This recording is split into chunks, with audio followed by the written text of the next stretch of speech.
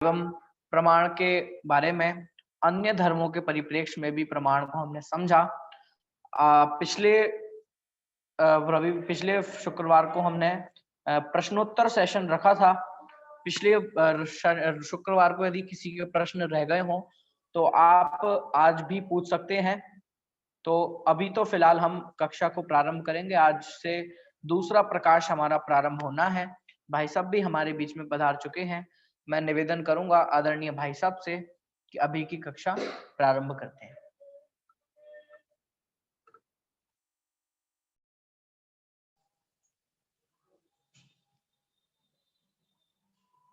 श्रीवर्धमानमर्हन्तं नत्वा बालप्रबुद्धये विरच्यते मितस्पष्ट संदर्भ न्याय दीपिका।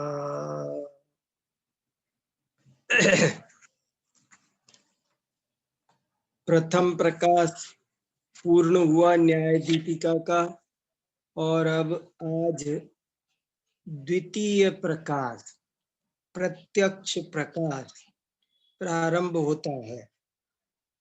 द्वितीय अधिकार, यहाँ पर अधिकारों को प्रकाश नाम दिया गया है। उसका कारण ये है कि ग्रंथ का नाम न्याय दीपिका है। दीपिका के साथ भाव बैठाने के लिए, सांग रूपक बिठाने के लिए अधिकार को प्रकाश नाम दिया गया है, जो बहुत अच्छी बात है। तो पहला प्रमाण सामान्य प्रकाश था, वो पूर्ण हुआ। अब दूसरा अधिकार प्रत्यक्ष प्रकाश है, वो आज से प्रारंभ होता है। और इसके बाद तीसरा प्रकाश आएगा जिसका नाम होगा परोक्ष प्रकाश। इस तरह प्रमाण सामान्य का वर्णन पहले प्रकाश में और फिर उसके जो दो भेद हैं प्रत्यक्ष और परोक्ष, उन दोनों के वर्णन क्रम से दूसरे और तीसरे अध्याय में किए जा रहे हैं। तो अब हम प्रारंभ करते हैं दूसरे परिच्छेद का पहला अनुच्छेद। ये भी बात मैं बता चुका हूं कि एक शब्द है परिच्छेद, एक है अनुच्छेद। परिच्छेद का अर्थ होता है, यदि हम, बहुत से लोग अंग्रेजी में आसानी से समझते हैं, तो यदि परिच्छेद को अंग्रेजी में कहें तो चैप्टर, और अनुच्छेद को अंग्रेजी में कहें तो पैराग्राफ। तो अब दूसरे चैप्टर का फर्स्ट पैराग्राफ में पढ़ता हूं, जिसका हेडिंग है प्रमाणम द्विधा विभज्य प्रत्यक्षस्य लक्षण कथनम। प्रमाण को दो प्रकार से विभज्य माने विभाजित करके। विभज्य क्या है? संस्कृत में ल्यप प्रत्यय होता है और एक त्वा प्रत्यय होता है करके अर्थ में। तो विभज्य, भज माने भाग करना और विभज्य माने विभाग करके प्रमाण को दो भागों में बांट करके प्रत्यक्ष का लक्षण कथन करते हैं, लक्षण कहते हैं। देखो कितना अच्छा हेडिंग है। हम सबको हेडिंग बनाना भी सीखना चाहिए। कैसे ज्ञानी लोग काम करते हैं, कैसे काम करना चाहिए, ये सब बातें इससे सीखनी चाहिए। प्रमाण को दो प्रकार से विभाजित करके, द्विधा, धा शब्द किसी भी संख्या में लगता है तो उसका अर्थ प्रकार हो जाता है। एक धा, द्विधा, त्रिधा।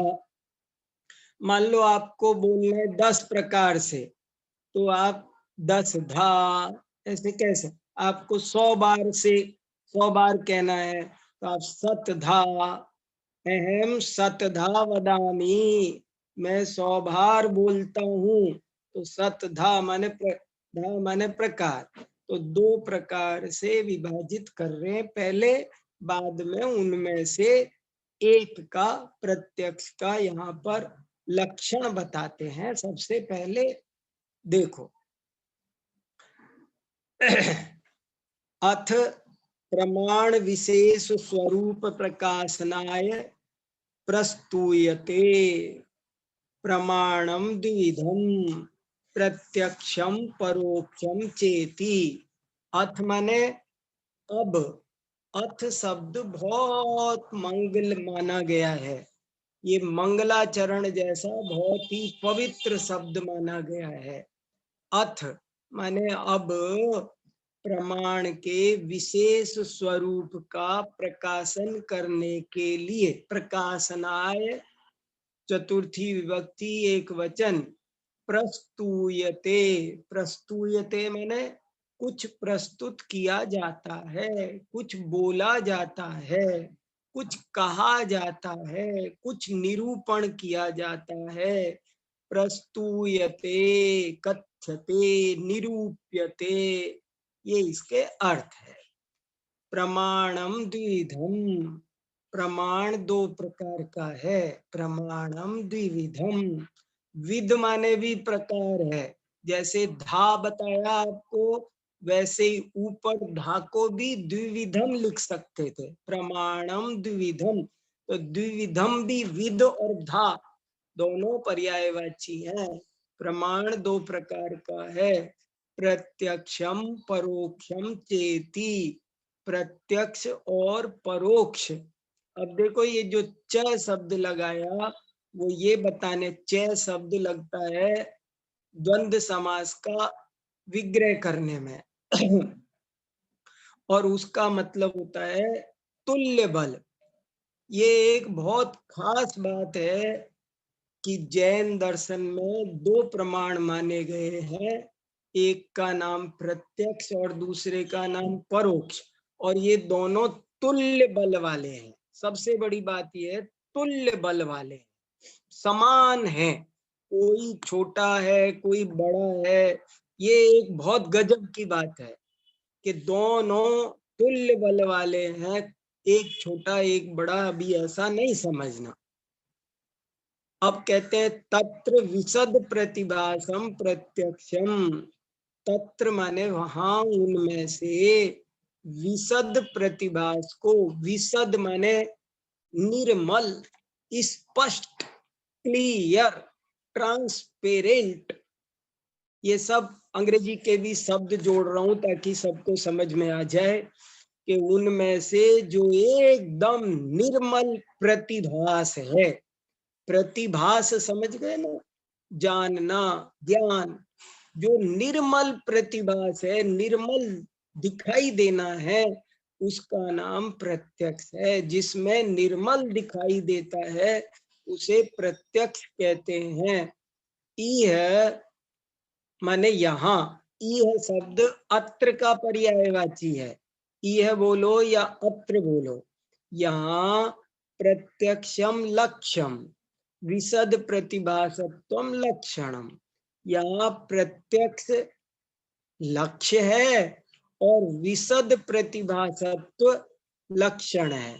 देखो ये शब्द विशद में द पूरा होता है, हलंत नहीं होता। बहुत से विद्यार्थी सोचते हैं, हमने जब नोट्स बनते देखते हैं तो सोचते हैं जैसे परिषद वगैरह शब्द होते हैं ऐसे ये भी हलंत होता होगा विशद।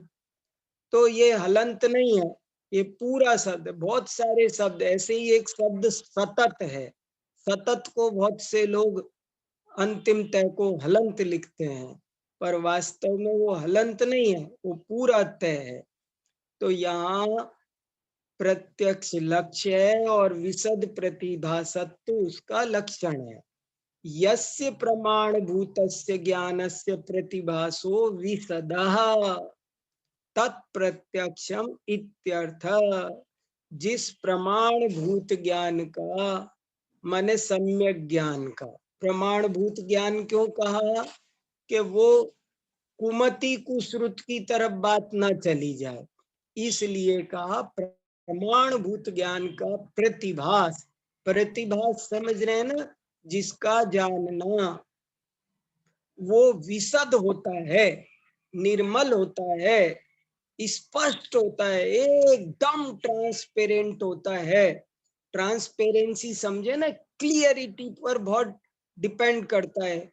जैसे एक पीतल के गिलास में, सोने के गिलास में दूध रखा है और एक कांच के गिलास में दूध रखा है, तो कांच के गिलास का दूध हमको बाहर से दिखाई देता है, इसका नाम है क्लियरिटी।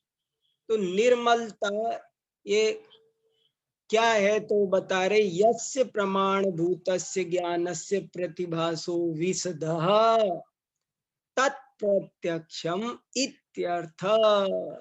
जिस प्रमाण भूत ज्ञान का प्रतिभास विशद हो उसे प्रत्यक्ष कहते हैं, ये कहने का मतलब है। इत्यर्थ है माने ये जो हमने ऊपर कहा कि विशद प्रतिभासम प्रत्यक्षम, इसका कहने का मतलब क्या कि जिस प्रमाण ज्ञान का प्रतिभास विशद हो उसे प्रत्यक्ष कहते हैं।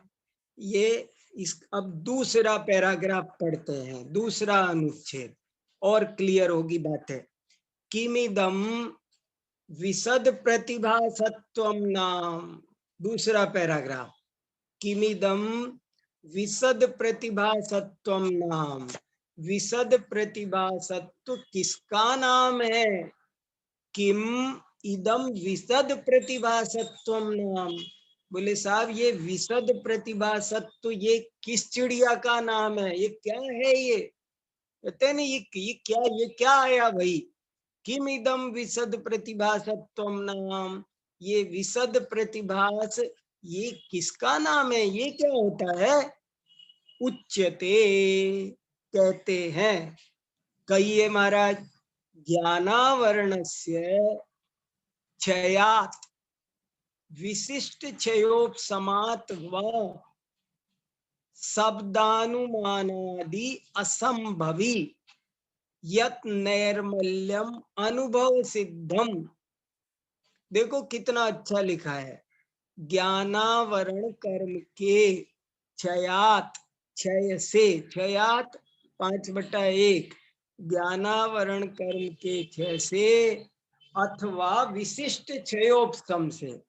देखो क्षयात विशिष्ट क्षयोपशमात वा लगाया है ना, वा का मतलब होता है अथवा, ज्ञानावरण के क्षय से अथवा विशिष्ट क्षयोपशम से शब्दानुमानादि असंभवी, शब्द से अनुमान से जो असंभव है, शब्द अनुमान आदि के द्वारा जो नहीं हो सकती है, यत नैर्मल्यम जो निर्मलता, जो कि बिल्कुल हमारी अनुभव सिद्ध है, अनुभव सिद्धम। दृश्यते खलु अग्निरस्ति इति आप्तवचनात् धूमादिलिंगाच्च उत्पन्नात् ज्ञानादयम् अग्निः रीति उत्पन्नस्य ऐन्द्रियकस्य ज्ञानस्य विशेषः। देखो उदाहरण भी दे दिया साथ में। देखो क्या समझा रहे, पहले ये समझो, ये समझा रहे हैं कि विशदता का क्या मतलब है। विशद माने क्या? विशद विशद विशद विशद बोलते तो हैं, प्रत्यक्ष प्रमाण का लक्षण बनाया कि विशद प्रतिभासम प्रत्यक्षम। तो विशद माने क्या? तो वो कह रहे हैं कि जब ज्ञानावरण के क्षय से या विशिष्ट क्षयोपशम से हमारे अंदर एक ऐसी अनुभव सिद्ध निर्मलता प्रकट होती है जो कि शब्द और अनुमान आदि से नहीं हो सकती। हमको ऐसा निर्मल ज्ञान होता है कि जो शब्द से अनुमान, शब्द माने सुनने पढ़ने से, अनुमान आदि से, अनुमान लगाने से भी जो नहीं हो सकती है, जो निर्मलता, उसका नाम ही विशदता है, निर्मलता है।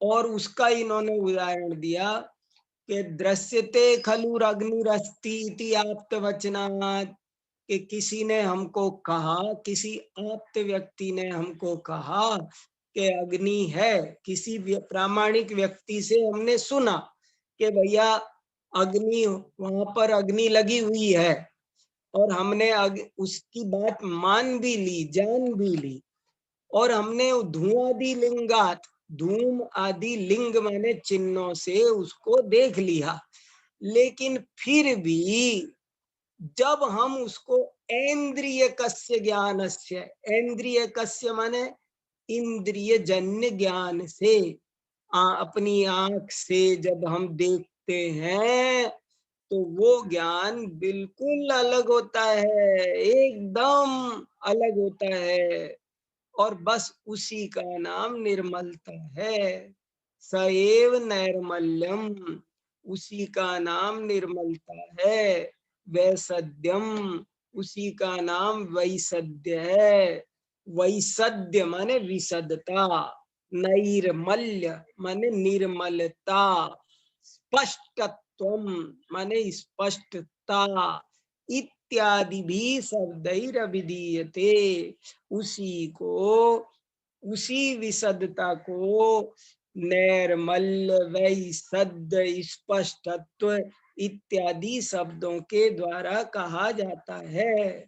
तदुक्तम भगवद्गीर अकलंक देवई न्याय विनिश्चय, वही कहा है भगवान अकलंक देव ने। देखो क्या विशेषण, क्या ज्ञानियों की भाषा होती है, ज्ञानी लोग कैसे बात करते हैं, बात करने का तरीका भी बहुत महत्वपूर्ण, बहुत अच्छा होना चाहिए। हमारी संस्कृति में बात करने का तरीका बहुत सिखाया गया है। आदमी वैसे तो जन्म लेने के साल भर में बोलना सीख जाता है, पर सही पूछो तो बोलना सीखने में 50 साल 60 साल में भी आ जाए तो बहुत बड़ी बात है। इसलिए यहाँ कहा कि देखो क्या कहा, भगवान अकलंक देव न्याय विनिश्चय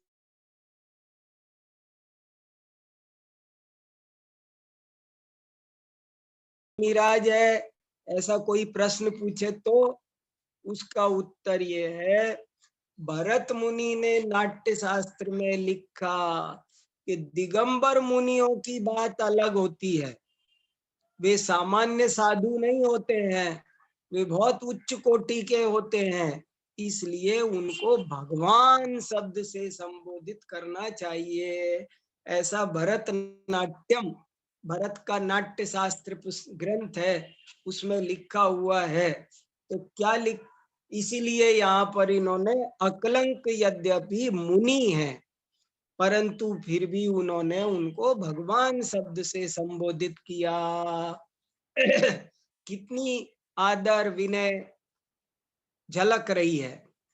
प्रत्यक्ष लक्षणम प्राहु स्पष्टम साकार मंजसा, के प्रत्यक्ष का लक्षण स्पष्ट, साकार, अंजसा, ये सब पर्यायवाची हैं, यही है। विवृत्तम च स्याद्वाद विद्यापतिना, और इसी बात को स्याद्वाद विद्यापति, स्याद्वाद विद्यापति माने वादिराज आचार्य अकलंक आचार्य ने लगी अस्त्र नाम का एक ग्रंथ लिखा है, और उस लगी अस्त्र ग्रंथ की ये तीसरी कारिका है। प्रत्यक्ष लक्षणम प्राहु, ये तीसरी कारिका है, और उसकी टीका वादिराज आचार्य ने लिखी है।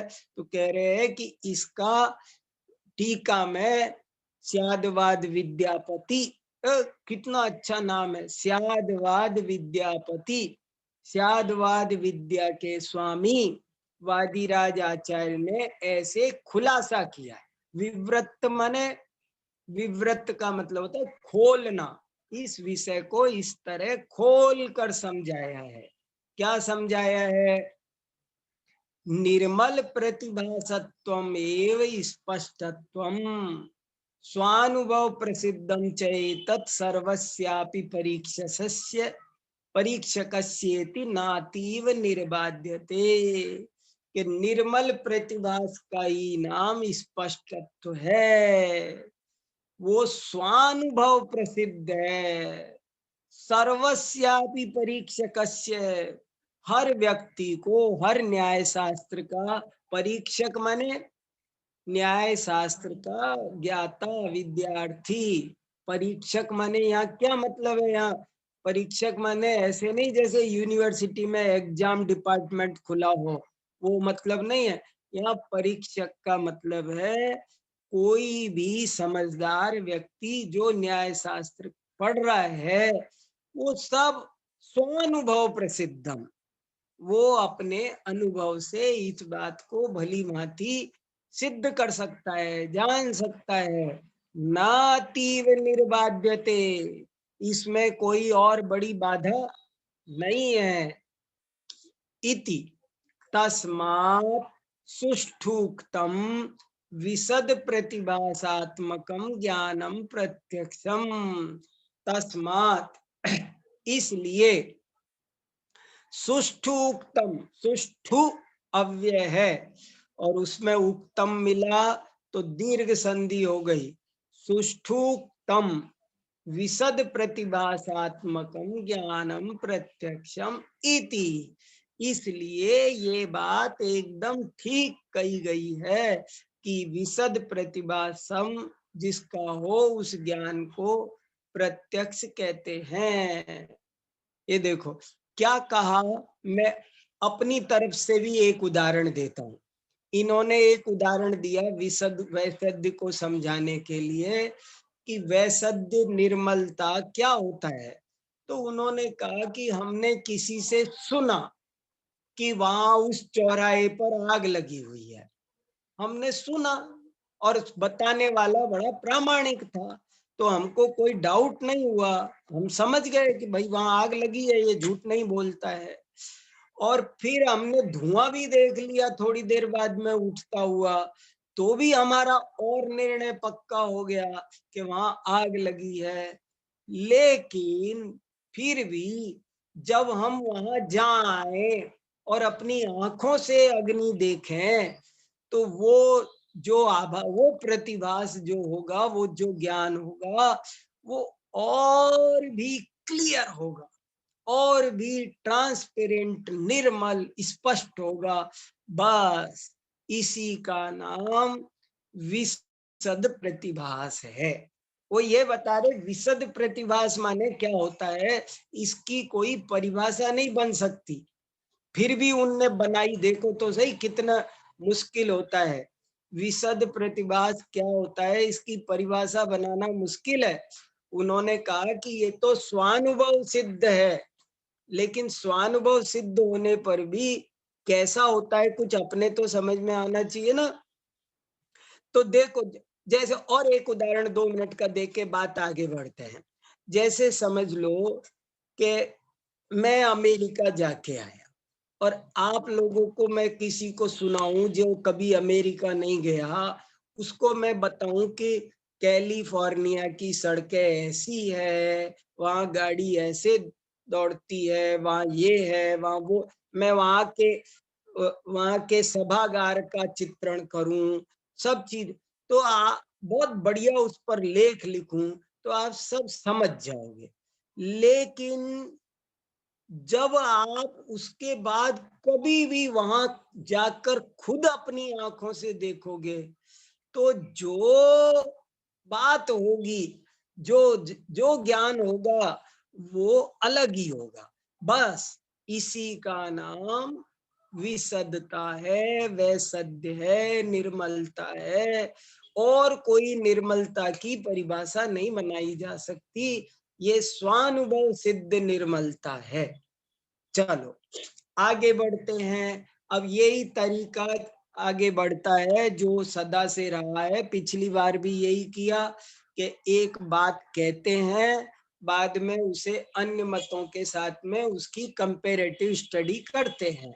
तो अब सौगतीय प्रत्यक्षस्य निरासः, निराश मने देखो निराश, ये जो बिल्कुल पढ़ते लिखते नहीं ना कोई बच्चे, वो तो ये सोचेंगे ये निराश क्या लिखा हुआ है, ये तो गलत लिखा हुआ है, वो से दूसरा होना चाहिए था, ये दंत से नहीं होना चाहिए, और उसको वो इसको काट करके वो कहेंगे कि वो इसमें है ना वो शिव जी वाला से लगाओ, और वो कर देंगे कि भाई निराश, और बोले निराश माने क्या, ये निराश हो गए भाई, हम तो जीवन से निराश हो गए। अरे ये वो निराश नहीं है, निराश का मतलब यहाँ है निराकरण, खंडन। ये सही लिखा हुआ है यहाँ पर, निराशा। निराशा माने उसका निरसन करना, उसका निराकरण करना। किसका निराकरण कर रहे हैं? सौगतीय प्रत्यक्षस्य। सौगतीय, सौगतीय माने सुगत मान्यता वालों का, बौद्धों का। सौगतीय माने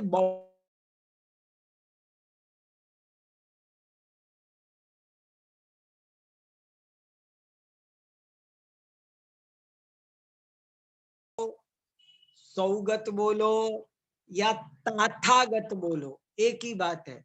बुद्ध, सुगत, तथागत तीनों एक ही व्यक्ति के नाम है, इसलिए उनके दर्शन के नाम भी ये तीनों हैं। बौद्ध कहो, सौगतीय कहो या तथागतीय कहो, एक ही बात है। तथागतीय सौगतीय प्रत्यक्ष का निराकरण करते हैं। तो क्या कहते हैं? कल्पना पूर्ण अभ्रांतम प्रत्यक्षम न्याय बिंदु। ये न्याय बिंदु उनका एक बौद्धों का ग्रंथ है, उसमें से ये उद्धरण लेकर के देखो। मैं तो बार बार कहता हूँ, आपको कह चुका, आज फिर एक बार और बताता हूँ। आज से 500 साल पहले न्याय दीपिका लिखी गई, जब इतनी सुविधा नहीं थी ग्रंथों का मिलना और पढ़ना। आज जैसा जैसा हमको, आज तो अपने मोबाइल पर 1 मिनट में किताब आ जाती है, घर में सैकड़ों किताबें यहाँ पर लगी हुई है। पहले किताब को पाना, पढ़ना, पांडुलिपियां हुआ करती थी, बहुत मुश्किल होता था खोलना पढ़ना, मंदिर में ही जाके पढ़ना पड़ता था, कहाँ कहाँ बड़ी ग्रंथागार में ही जैसे तैसे पढ़ पाते थे। और फिर भी इतने 500 साल पुराने समय में भी, उस जमाने में भी धर्मभूषण यति ने कितने सारे संदर्भ, कोई बात वो कहते हैं ना, जैसे कोई रिसर्च पेपर लिख रहे हो, जैसे कोई शोध आर्टिकल तैयार कर रहे हो ना, ऐसा इन्होंने काम किया। कल्पना पूर्ण अभ्रांतम प्रत्यक्षम, ये उनकी परिभाषा है प्रत्यक्ष प्रमाण का। ये लक्षण बनाया उन्होंने कि क्या बनाया कि कल्पना, ये 3 शब्द एक सीट पर बैठे हैं, देखो। कल्पना, अपोढ़म, अभ्रांतम, 3 शब्द है। बहुत से लोगों को पकड़ में नहीं आएगा तो दिक्कत हो जाएगी। कल्पना, यहाँ कल्पना, ये शब्द भी समझो। अब जो आज हम शब्द बोल रहे हैं ना, वो अर्थ नहीं है। अपन कल्पना आज किसको कहते हैं? कल्पना करो कि मेरे पास 10 गाड़ियां हैं, ये वो कल्पना नहीं है। यहाँ कल्पना का मतलब है विकल्प। यहाँ कल्पना, कल्प माने होता है भेद, विकल्प ये भेद का पर्यायवाची है संस्कृत में। तो कल्पना पोड़, भेद से, अपोड़ माने रहित, अभ्रांतम जो सविकल्प से रहित है, यानी निर्विकल्प है। कल्पना अपोड़, अपोड़ माने रहित, जो कल्पना का अर्थ याद आया, समझ गए आप? कल्पना माने विकल्प, भेद। देखो मैं बताऊं, जैसे कल्पना क्या होती है, ये स्केल है, ये पेंसिल है, ये घड़ी है, ये जो मैं भेद कर रहा हूं ये क्या है? ये कल्पना है। वस्तुओं में ये पुस्तक है, ये टेबल है, ये रुमाल है, ये चश्मा है, इसका नाम कल्पना। और ऐसी कल्पना से जो रहित होता है, और अभ्रांत होना चाहिए, लेकिन भ्रांत माने मिथ्या, गलत, और अभ्रांत माने सम्यक।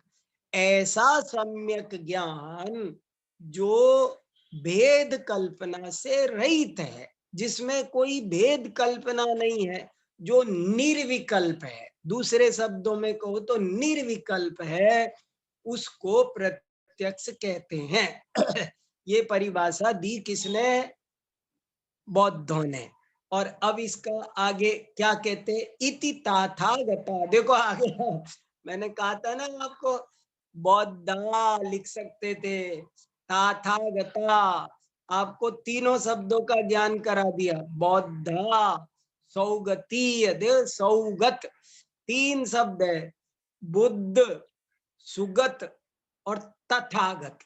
बुद्ध का नाम तथागत नहीं, नाम तथागत है, और तथागत के अनुयायी को कहते हैं तथागत। बुद्ध का नाम सुगत, और सुगत के अनुयायियों को कहेंगे सौगत।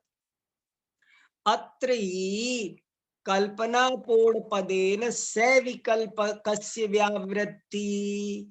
यहाँ कल्पना पूर्ण पद से, पदेन, पदेन तृतीया एक विभक्त एक वचन 3/1, कल्पना पूर्ण पद के द्वारा सविकल्प की व्यावृत्ति। व्यावृत्ति माने निराकरण, निराश, निराकरण, खंडन, व्यवच्छेद, बहुत सारे शब्द होते हैं।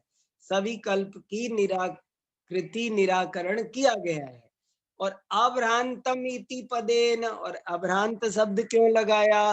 अभ्रांत पद से आभास का निराकरण किया है। आभास माने मिथ्या ज्ञान, मिथ्या ज्ञान का निराकरण किया गया है। तथा च समीचीनम निर्विकल्पकम प्रत्यक्षम इत्युक्तम भवति। इत्युक्तम भवति कहने का मतलब ये है कि इत्युक्तम भवति माने कहने का मतलब ये होता है कि इति उक्तम भवति, ये कहने का मतलब हुआ कि, जैसे अपन लगाते रहते ना अर्थात, ये अर्थात जैसा है कि समीचीन हो और निर्विकल्प हो, उसी को प्रत्यक्ष कहते हैं। ये बात कही। अब आगे बढ़ो, अब उत्तर शुरू हो गया। तद एतद बाल चेष्टितम, तद एतद, वह ये बात तो बाल चेष्टितम, ये तो तुमने बच्चों का खेल बना दिया भाई। देखो क्या भाषा है, कितना कितना मजबूती से निराकरण कर दिया कि ये जो परिभाषा बनाई है आपने, ये सो तुमने है ना कुछ विद्वत्तापूर्ण काम नहीं किया।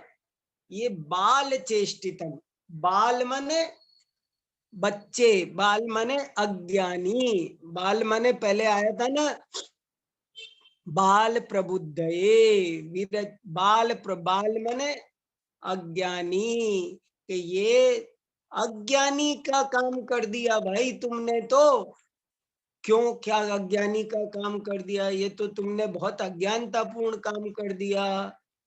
तो जैसे कोई बच्चा कोई काम करता है ना और कहता है दौड़ के, पापा पापा मैंने ऐसा कर दिया, और वो सोचता है पुरस्कार लेना है, और उसने इतना काम बिगाड़ दिया होता है सारा, तो कहना पड़ता है अरे मूर्ख तूने तो उल्टा काम बिगाड़ दिया भाई।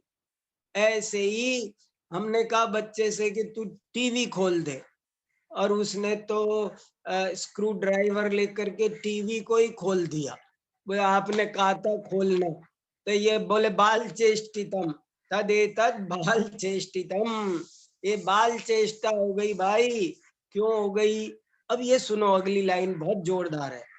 निर्विकल्पकस्य प्रामाण्यमेव दुर्लभम समारोप अविरोधित्वात्। ये लाइन वेरी वेरी इंपॉर्टेंट है, बहुत ध्यान दे के सुनी जाए, बहुत इंपॉर्टेंट लाइन है।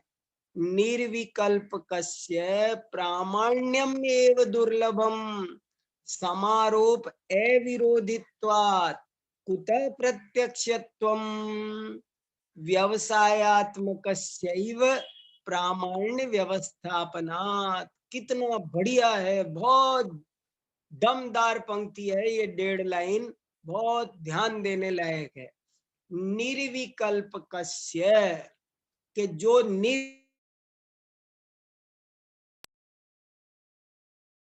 तो प्रमाणपन ही नहीं होता भाई, प्रामाण्यम एव, प्रामाण्यम माने प्रमाणपना ही, प्रामाण्यम एव। निर्विकल्पक के तो जो विकल्प नहीं करता, भेद नहीं करता, वस्तुओं का भेद नहीं जानता, जो ये नहीं जानता कि ये पेन है, ये पेंसिल है, जिसको इतना विवेक नहीं है वो तो प्रमाण ही नहीं है। आप देखो वो क्या कहते हैं, उनके यहाँ पर सब वस्तुएं क्षण भंगुर है, और वो कहते हैं बौद्ध लोग सब चीजों को क्षण भंगुर मान। वो कहते हैं कि इसमें स्केल में, पेन में, घड़ी में, इनमें कोई फर्क नहीं है, ये सब पुद्गल स्कंद है। और आपको जो ये फर्क दिखाई दे रहा है ना, ये घड़ी है, वो वेदांतियों जैसा खेल है, उनका भी बौद्धों जैसा। बहुत इंपॉर्टेंट बात बता रहा हूं आपको कि ये घड़ी है, ये स्केल है, ये पेन है, ये जो मुझे भेद दिखाई दिया है ये अज्ञान है मेरा बौद्धों के अनुसार। वो कहते हैं कि आपको इनका ये फर्क नहीं दिखाई देना चाहिए, आपकी नजर में घड़ी भी पुद्गल दिखनी चाहिए, आपको ये तीनों चीजें बस एक पुद्गल स्कंद दिखाई देना चाहिए, तब तो आप सम्यक ज्ञानी हो। और आप जो ये भेद जानते हो ना कि ये घड़ी है, ये स्केल है, ये पेन है, ये समझ लो ये आपका अज्ञान है, मिथ्या ज्ञान है। तो भेद जानने वाले ज्ञान को कहते हैं वे सविकल्प, और जो ज्ञान भेद नहीं जानता है उसका नाम है निर्विकल्प। तो कहते हैं जो निर्विकल्प, जैन आचार्य उत्तर दे रहे हैं कि जो ज्ञान भेद नहीं जानता, सब पदार्थों को एक भाव तोलता है, एक ही समझता है, एक ही नजर से देखता है, ऐसा निर्विकल्प ज्ञान, सामान्य प्रतिभासात्मक ज्ञान, उसके तो प्रामाण्य में दुर्लभम, उसके तो प्रमाणपना ही नहीं है भाई। प्रामाण्यम माने प्रमाणपना, एव माने ही, उसके तो प्रमाणपना ही दुर्लभ है, प्रमाणपना ही बहुत मुश्किल है। तो क्यों है? क्योंकि समारोह अविरोधित्वात्। देखो ए दिख रहा है आपको, कहाँ छुपा पड़ा है, बैठा है। संस्कृत को पढ़ने में जो लोग ध्यान न दे तो बहुत गलती हो सकती है। समारोह अविरोधित्वात्, इस पैराग्राफ का नकल करवा दो ना किसी को तो वो 10 गलतियां कर लाएगा, समारोह विरोधी लिख लाएगा, जबकि समारोह अविरोधी लगा हुआ है। समारोह मैंने क्या बताया था? संशय विपर्यय अनध्यवसाय। संशय विपर्यय अनध्यवसाय का एक सामूहिक नाम होता है समारोह। तो वो जो निर्विकल्प ज्ञान है वो तो प्रामाण्य नहीं बैठता भाई। क्यों? क्योंकि वो समारोह का विरोधी नहीं है, उसे समारोह का विरोधी होना चाहिए था ना, उसको संशय विपर्यय अनध्यवसाय का विरोधी होना चाहिए था ना, उसको तो निश्चयात्मक होना चाहिए, निर्णयात्मक होना चाहिए, उसमें संशय विपर्यय अनध्यवसाय नहीं होना चाहिए। लेकिन तुम्हारा ये निर्विकल्प ज्ञान ये तो समारोह का विरोधी नहीं है, इसलिए इसमें प्रमाणपन ही नहीं बैठता है। जब प्रमाणपन ही नहीं बैठता तो कुतः प्रत्यक्षत्वम, तो प्रत्यक्षपना कहाँ से बैठेगा? व्यवसायात्मकस्यैव प्रामाण्य व्यवस्थापनात्। व्यवसायात्मक, याद रखना, व्यवसायात्मक माने क्या? कोई दुकान धंधा व्यवसाय नहीं है ये। यहाँ व्यवसाय का मतलब बिजनेस नहीं है, दुकानदारी नहीं चल रही है। ये इस फील्ड के शब्दों का मीनिंग समझ में आ जाए, पहले तो न्याय ही बहुत मुश्किल है, ऊपर से ये शब्द अगर तुमने गलत गलत समझ लिए तो नहीं लगेगा। व्यवसाय शब्द का अर्थ है यहाँ पर निर्णय। व्यवसायात्मक माने निर्णयात्मक ज्ञान के ही प्रमाण पाने की व्यवस्था होती है।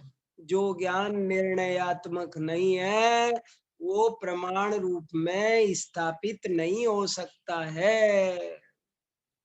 चौथा पैराग्राफ, ननु। ये ननु क्या आया? ननु का मतलब होता है यहाँ कोई शंका कर रहा है। ननु का मतलब क्या? बीच में कोई शंका उत्पन्न हो रही है। ननु आपको तो नहीं उत्पन्न हो रही, किसी को कोई प्रश्न पूछना है तो अपना हैंड रेज वगैरह करना। हाँ बोलो रितु जी। जी रितु जी का हाथ उठ रहा है। हाँ हाँ, किसी को कुछ पूछना हो हाँ, तो हेलो पूछने दो संदेश जी। हेलो।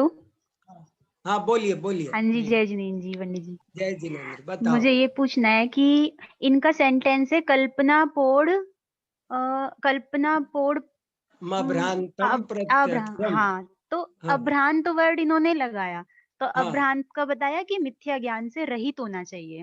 बराबर। तो इन्होंने कर दिया ना कि संशय विपर्य अनध्याय से रहित होना चाहिए, मतलब इन्होंने बोल तो दिया कि अभ्रांत होना चाहिए, मतलब उसमें संशय विपर्य अनध्याय नहीं होना चाहिए हाँ और हाँ हाँ निर्विकल्प होना चाहिए। तो बराबर। मैच तो कर रही है अपने से बात भी ये कि उन्होंने हाँ कह दिया कि सम्यक ज्ञान होना चाहिए और निर्विकल्प होना चाहिए, कि अब विकल्प मत करो कि ये अलग अलग है, कि ये मतलब स्केल है, ये पेन है।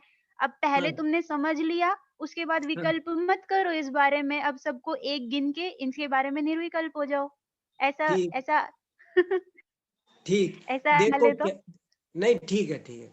देखो क्या होता है, कई बार शब्दावली तो ठीक दिखाई देती है, ऊपर ऊपर से शब्द एकदम ठीक आ रहे हैं, लेकिन जब हम उस चीज का विश्लेषण करते हैं, उसका एनालिसिस करते हैं, तो हमको पता चलता है कि अंदर गड़बड़ थी। अब जैसे उन्होंने ये कहा कि अभ्रांतम, बहुत बढ़िया शब्द का, हम भी इसको अभ्रांत माने, कौन कहेगा कि प्रमाण ज्ञान भ्रांति पूर्ण थोड़ी होना चाहिए, अभ्रांत होना चाहिए। और अब वो क्या कह रहे, लेकिन कि उस ज्ञान, वो जो उनकी तत्व मीमांसा है वो मूल में गलत होने से ये परिभाषा गलत चली गई। वो क्या कहते हैं कि आपको ये फर्क ही नहीं नजर में आना चाहिए कि ये स्त्री है, ये पुरुष है, ये पेपर है, ये टेबल है, ये कुर्सी है। लेकिन यदि आपको ऐसे चेतन अचेतन जीव पुद्गल इनका भेद ज्ञान नहीं होगा तो आपका ज्ञान सम्यक होगा कैसे, अभ्रांत कैसे होगा? आपने कहा तो सही ज्ञान अभ्रांत होना चाहिए, लेकिन कहने से क्या होगा? आप तो कह रहे हो सब एक ही है, सब एक कहाँ है? चेतन अलग है, अचेतन अलग है, घड़ी घड़ी है, पेन पेन है। तो ये भेद ज्ञान जाने बिना ज्ञान प्रमाण कैसे होगा? ये यहाँ कहने का मतलब। तो इसमें ये समझ आया कि सिर्फ उनकी लैंग्वेज पढ़ के हम नहीं निकाल सकते, उन लोगों से बात करके असली बात पता चलती है। वेरी गुड वेरी गुड, ऐसा ही हो रहा है। जैसे कोई कहे कि सम्यक दर्शन ज्ञान चारित्राणी मोक्ष मार्ग है, हम भी मानते हैं, कोई कह दे हम भी मानते हैं साहब, लेकिन फिर उनसे पूछो कि सम्यक दर्शन माने क्या, तो बोले ये श्रद्धा करना कि खाओ पियो मौज उड़ाओ, स्वर्ग नरक कुछ नहीं है, इस श्रद्धा का नाम सम्यक दर्शन है। तो अब हो गया ना गड़बड़ घोटाला। ऐसे ये फर्क पड़ रहा है, वो शब्दावली पर नहीं, उस शब्द के साथ में उसका अर्थ भी ठीक। इसीलिए तो तत्वार्थ सूत्र में कहा तत्वार्थ श्रद्धान होना चाहिए, भाव भी सही होना। जैसे मैंने कहा आत्मा को जानो, तो आपने कहा ठीक है, फिर कहा आपने समझा आत्मा माने ये शरीर, तो फिर गलत हो गया। तो आपने ये शब्द से नहीं, उस शब्द का आप अर्थ क्या ग्रहण कर रहे हो, इससे निर्णय होगा। चलिए आगे तो किसी को कुछ। इससे तो जी। ये बात निकली कि जो मुनिराज होते थे वो उनका दूसरे अनुयायियों के साथ बहुत चर्चा चलती थी उनका हाँ इंटेंशन समझने के लिए। बराबर होती थी। जय जिनेन्द्र जी। जय जिनेन्द्र, बहुत अच्छा। हाँ, अगला प्रश्न तन्वी जैन। हाँ जय जिनेन्द्र प्रोफेसर जी। हाँ जय जिनेन्द्र बोलिए। जो हम यहाँ पर बोल रहे हैं कि निर्विकल्प ज्ञान जो बौद्धों के मत में है, हाँ वो जैन मत में जो हम दर्शन बोलते हैं वो ही है।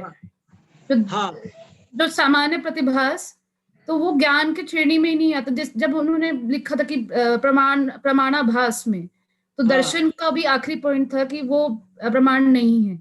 हाँ तो इसी पे से कनेक्ट हो जाएगा ना।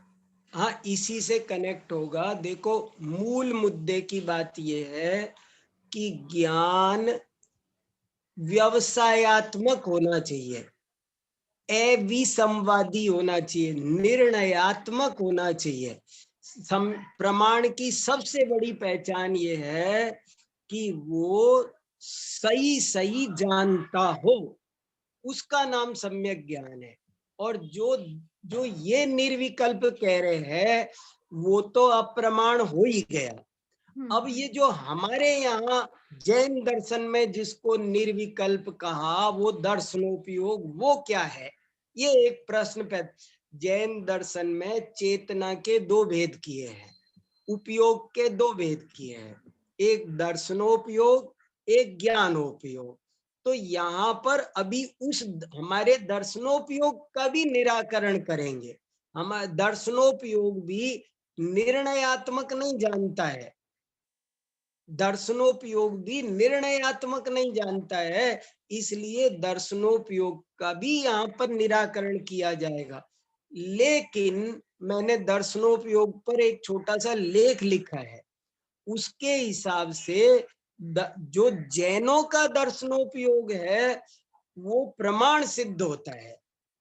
जैन दर्शन में जो हम दर्शनोपयोग मानते हैं वो अप्रमाण नहीं है, क्योंकि वो कुछ गलत नहीं जानता है, उसका जैसा स्वरूप है वैसा ही जानता है वो। लेकिन उस चीज में अभी अपन भले ना पढ़े। यहाँ तो ये कहा जा रहा है ज्ञान ही प्रमाण है, निराकार दर्शन प्रमाण नहीं है। अभी यहाँ तो ये समझाया जा रहा है। हाँ जी, ऋषभ जी भाई साहब भी हमारे साथ जुड़े हुए हैं, उनका भी प्रश्न हाँ है। हाँ बहुत अच्छा, बहुत बढ़िया। गुरुजी को प्रणाम। हाँ सुनाइए, प्रणाम। वैसे मुझे जिज्ञासा ये है, प्रारंभ हाँ में अभी बताया गया कि विशद प्रतिभास उसका नाम प्रत्यक्ष है, हाँ और आगे कहेंगे कि अविशद प्रतिभास वो परोक्ष है, हाँ और प्रमाण दोनों ही हैं, प्रत्यक्ष भी प्रमाण है, परोक्ष भी प्रमाण है। तो हाँ प्रश्न ये है कि जो प्रतिभास अस्पष्ट है, हाँ अनिर्मल है, मलिन है, वो सम्यक ज्ञान कैसे हो सकता है, ये मेरी जिज्ञासा है। नहीं, बहुत बढ़िया। विशद प्रतिभास का अर्थ विशद है।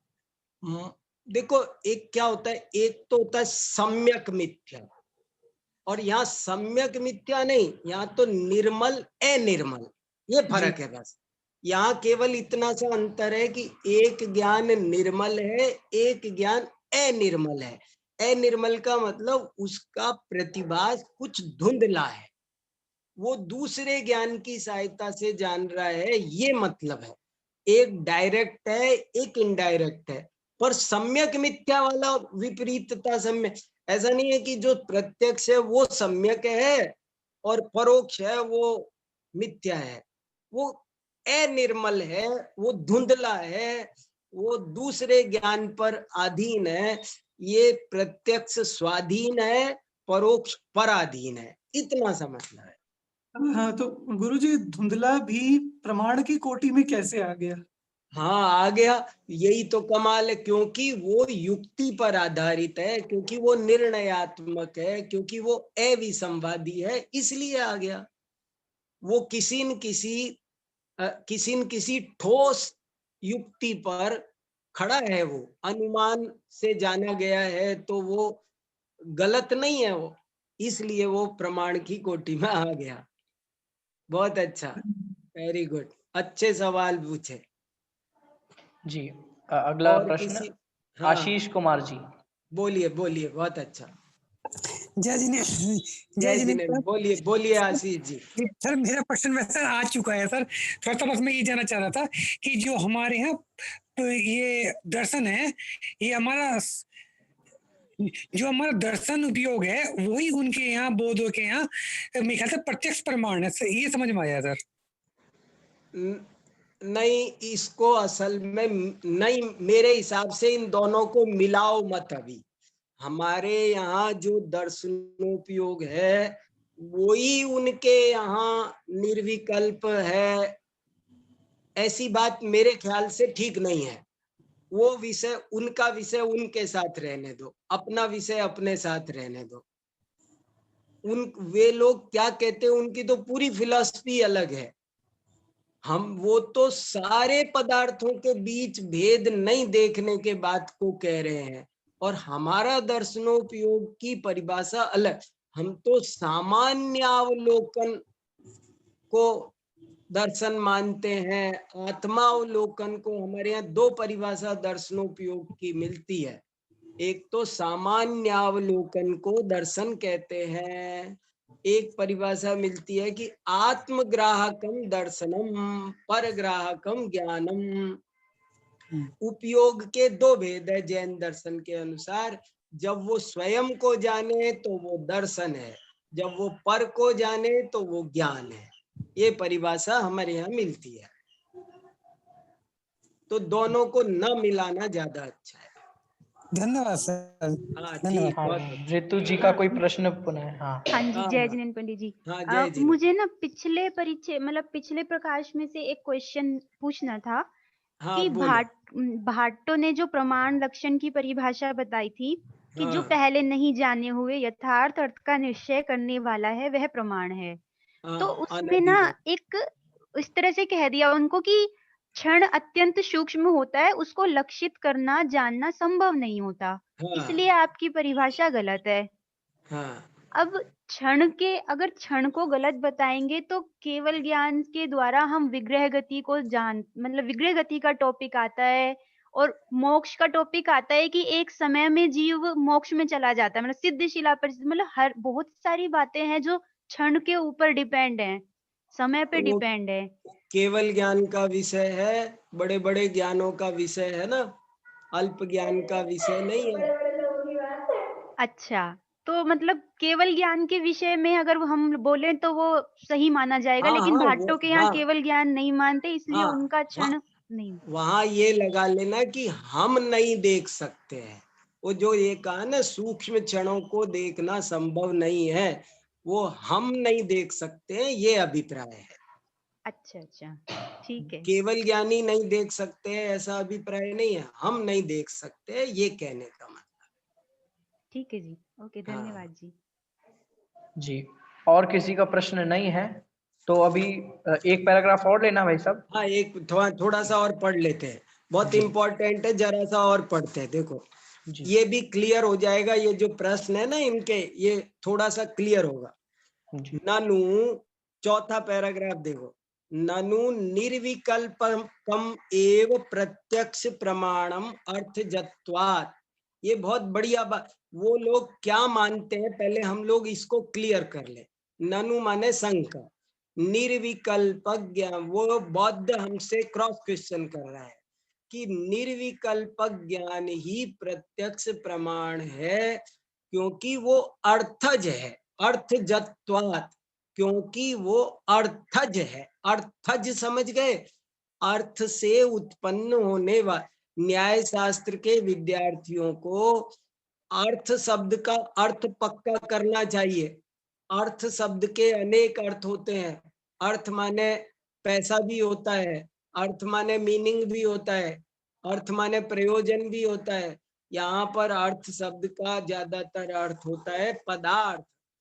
अर्थज, अर्थज माने पदार्थ से उत्पन्न होने वाला, जैसे जलज, जल से उत्पन्न होने वाले को जलज कहते हैं, ऐसे ही जो पदार्थ से उत्पन्न होता हो उसे अर्थज कहते हैं। बौद्ध क्या कह रहे हैं कि साहब निर्विकल्प ज्ञान ही प्रत्यक्ष प्रमाण है, क्योंकि वो वही पदार्थ से पैदा होता है। बौद्ध फिलॉसफी में ज्ञान को पदार्थ से उत्पन्न हुआ मान, उनके एक सिद्धांत का नाम है तदुत्पत्तिवाद। तदुत्पत्तिवाद, तदुत्पत्तिवाद का मतलब है ज्ञान पदार्थों से उत्पन्न होता है। उनसे क्या होता है, वो क्या कहते हैं कि मेरे ज्ञान ने घड़ी को क्यों जाना, तो कहते हैं क्योंकि वो घड़ी से उत्पन्न हुआ था तो घड़ी को जान लिया। पेन को क्यों जाना, क्योंकि पेन से उत्पन्न हुआ। जो ज्ञान जिससे उत्पन्न होगा उसको जानेगा, ये बौद्ध मान्यता है। तो वही ये कह रहे हैं ननु निर्विकल्पकमेव प्रत्यक्ष प्रमाणम अर्थजत्वात्। प्रत्यक्ष प्रमाणम ये प्रतिज्ञा हो गई और अर्थजत्वात् ये हेतु हो गया। तदेव ही परमार्थ सत स्वलक्षण जन्यम न तो सविकल्पकम। वही परमार्थ सत। अब देखो ये बहुत इंपॉर्टेंट बात है, वो ही परमार्थ सत्य है। वो परमार्थ माने निश्चय, हम अपनी भाषा में समझ ले, निश्चय से उसी की इस लोक में सत्ता पाई जाती है। परमार्थ सत्य का मतलब है वो परमार्थ से सत्य है, स्वलक्षण जन्य है, न तो सविकल्पकम। जो सविकल्प ज्ञान है वो वास्तव में परमार्थ से निश्चय से सत्य ही नहीं है। देखो फर्क समझ में आ गया अब आपको जैन दर्शन और बौद्ध दर्शन में, कि ये पेंसिल है, ये पेन है, ये स्केल है, ये इनमें भेद है कि नहीं, इन दो वस्तुओं में भेद है कि नहीं। तो जैन दर्शन कहता है एक अपेक्षा से भेद है, एक अपेक्षा से नहीं है।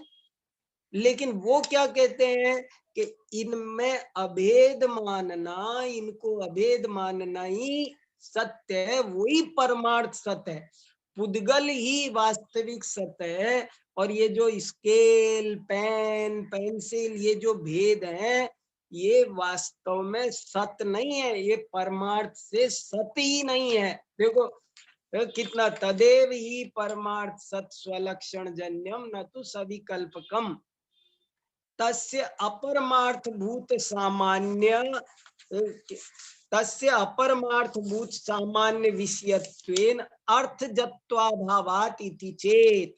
ऐसा वो प्रश्न उनका पूरा हुआ कि वो बाकी का जो है वो तो अपरमार्थ भूत है, जो भेद है वो वास्तविक नहीं है, वो तो मिथ्या है। जैसे वेदांती कहते हैं भ्रम है, माया है, ऐसा है वो तो अपरमार्थ भूत है। और वो अर्थज नहीं है, अर्थजत्वाभावात्। अर्थजत्वाभावात् माने वो पदार्थ से उत्पन्न नहीं होते हैं। वो जो निर्विकल्प है वो तो पदार्थ से उत्पन्न होता है, इसलिए उनको जानता है। और जो भेद है, भेद तो रियल है ही नहीं, इसलिए वो पदार्थ से पैदा नहीं होता है। ऐसा बौद्धों का प्रश्न है। तो उत्तर शुरू होता है, ना नहीं, तुम्हारी ये शंका ठीक नहीं है।